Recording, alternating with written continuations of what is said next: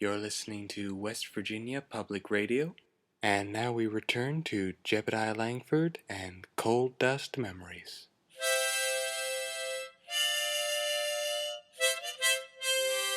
But no, I do resent those Harlan County boys because I will not be forced into a union.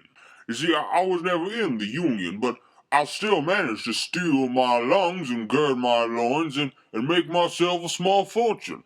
And I know from my experience working with the men down there that every one of them would like to say that he stood on his own 2 feet and made his way through the darkness of poverty to the glory of wealth. And somehow they'll question my commitment to the workers due to the wealth of my father, Mr. Olasses Langford. But I assure you, I saw not a shiny dime of my father's fortune. In his will, he left all his money to some Egyptian sun god, and the only reference made to me was a single mention in which he called me a bastard. And it's in the Department of Records in my hometown of Huntington, my father's will, calling me a bastard and pledging his allegiance to Osiris or Horus or whatever that bastard's name was. And it's there for all of West Virginia to see. It's part of what made the fact that he ended up haunting me particularly painful.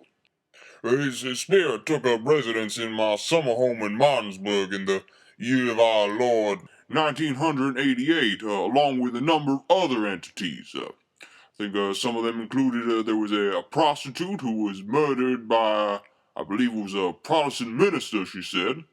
There was also a French missionary and another Frenchman who I believe made a living as a hat mongerer around the turn of the century. These beings caused a great deal of annoyance for me on and off for several months, and I did appeal to the Catholic Church for an exorcism, but I was denied.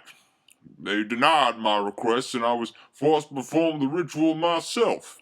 I made my own holy water with prayers that turned common tap water into Jesus' tears, and I went through my house seeking to expel the spirits. The whole ordeal lasted about 19 hours and cost me the life of my third wife, Miss Lydia Langford, who died of, well, the doctors called it a brain aneurysm, but I recognized it as a ghost explosion in her brain. There isn't a day that goes by that I don't miss that woman. So don't you university professors be telling me that I don't understand the plight of the working man.